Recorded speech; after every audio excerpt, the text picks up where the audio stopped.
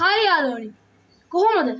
ඔන්න විශ්වසරිය අලුත්ම YouTube channel එක ගෙන් අලුත්ම වීඩියෝ එකක් ඕගොල්ලන් වෙතට අරගෙන ආවිලා තියෙනවා. මම මීට කලින් දවස්වලදී Education World කියන YouTube channel එකේ ඕගොල්ලන්ට වීඩියෝ අරගෙන ආවා. ඉතින් මම ඒක අලුත් කරලා විශ්වසරිය කියන YouTube channel එක අරගෙන ආවිලා තියෙනවා. ඉතින් ඔයා අපේ කලින් වීඩියෝස් නරඹන්න. හරි. අද මම කතා කරන්න යන්නේ විශ්වසරිය YouTube channel එක තුලින් ඔයගලන් එක්ක රාවණ යුගයේ ඉංජිනේරු තාක්ෂණය ගැන. රාවණ යුගයේ ඉංජිනේරු තාක්ෂණය ගැන කතා කරොත් ඒක සුපිරි මාතෘකාවක් කිව්වොත් මම නිවැරදි. මම ඒ ගැන අද ඔයගලන්ට එක්ක පැති පහකින් කතා කරන්න සූදානම් වෙලා ඉන්නවා. ඉතින් රැඳී ඉන්න අවසානයේ වෙනතුරු අප සමගම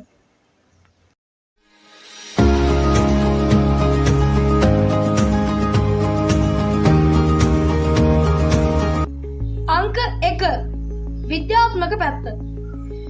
මේ රාවණ යුගයේ විද්‍යාත්මක පැත්ත ගැන කතා කරොත් සෝලාර් එනර්ජි නැත්නම් අපි ගත්තොත් සූර්ය බලය, ස්මාර්ට් සිටිස්, මෙන්න මේ වගේ දේවල් රාවණ යුගයේ විද්‍යාත්මක පැත්ත කතා කරනකොට මම කතා කරනවා.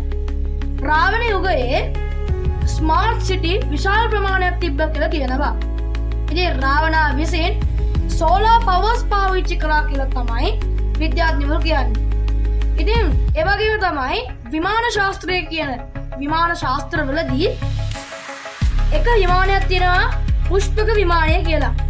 මේ පුෂ්පක විමානය සඳහා භාවිතා කරලා තියෙන්නේ මේකේ බලය යන්නේ බලය වැඩ කරන්නේ සෝලාර් පවර්ස් වලින් කියලා තමයි කියන්නේ. ඒතර බලන්න කොහොමද මේ රාවණා යුගයේ විද්‍යාත්මක පැත්තකට කතා කරනකොට අපිට දැනෙන පුදුමය.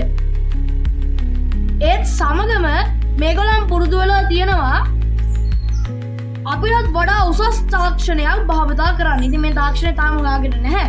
හැබැයි අපිටත් වඩා දැන් අපි පාවිච්චි කරන AI තාක්ෂණයනේ. ඊටත් වඩා උසස් තාක්ෂණයක් ඒගොල්ලන් භාවිතා කරලා තියෙනවා කියලා තමයි කියන්නේ. අංක 2 පුරාවිද්‍යාත්මක පැත්ත. පුරාවිද්‍යාත්මක පැත්ත ගැන කතා කරනකොට මේක ගැන කතා කරනකොට මේක හරි විශේෂ මාතෘකාවක් වෙනවා. අද දන්න අපි සීගිරි ගල, විජිතපුර, ත්‍රිකුණාමලය වගේ තැන්වල තියෙන පැහැදිලි කිරීමට අපහසු ගොඩක් දේවල් රාවණා යුගයට අයිති කියලා තමයි පුරාවිද්‍යාඥයෝ කියන්නේ.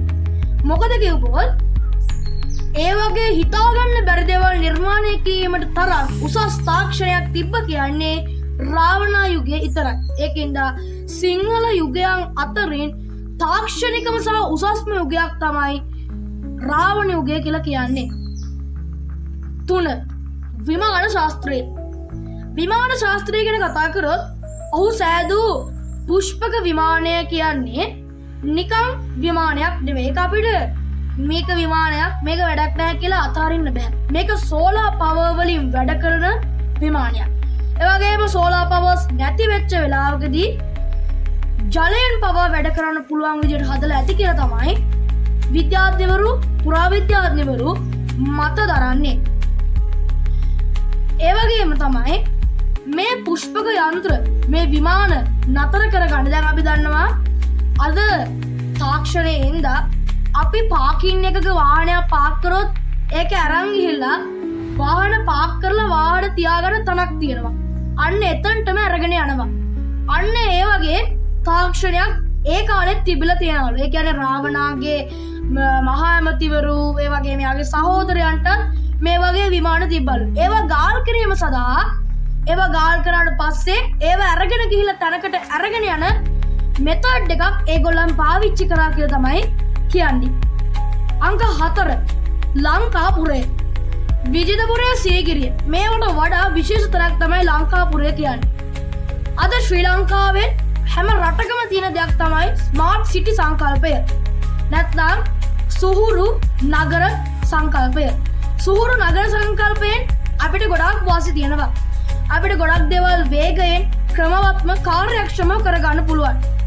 රාවණාගේ කාලයේ මේ ස්මාර්ට් සිටි කියන නැත්නම් සුහුරු නගර සැලසුම් තිබ්බ කියලා තමයි කියන්නේ. ඒ කාලයේදී මේ සුහුරු නගර සැලසුම් වලට උදාහරණයක් තියෙනවා. ඒ තමයි ලංකාවේ තියෙනවා ප්‍රදේශයක කම්මලක්. මේ කම්මල අතීතයේදී භාවිතා කරපු කම්මල. මේක රාවණාගේ යකඩ කම්මල කියලා තමයි කියන්නේ. ඉතින් මේක මේ ස්මාර්ට් සිටි කියන එකට සාක්ෂි දරනවා. ඒ වගේම ඒ කාලේ මං කියවනේ AI තාක්ෂණයටත් වඩා ලොකු තාක්ෂණයක් පාවිච්චි කරා කියලා. අන්න ඒ තාක්ෂණය තමයි මේ රාවණා ලංකාපුරයට අරගෙන ඇවිල්ලා තියෙන්නේ. ඒ වගේම සමහර පුරාවිද්‍යාඥවරු කියනවා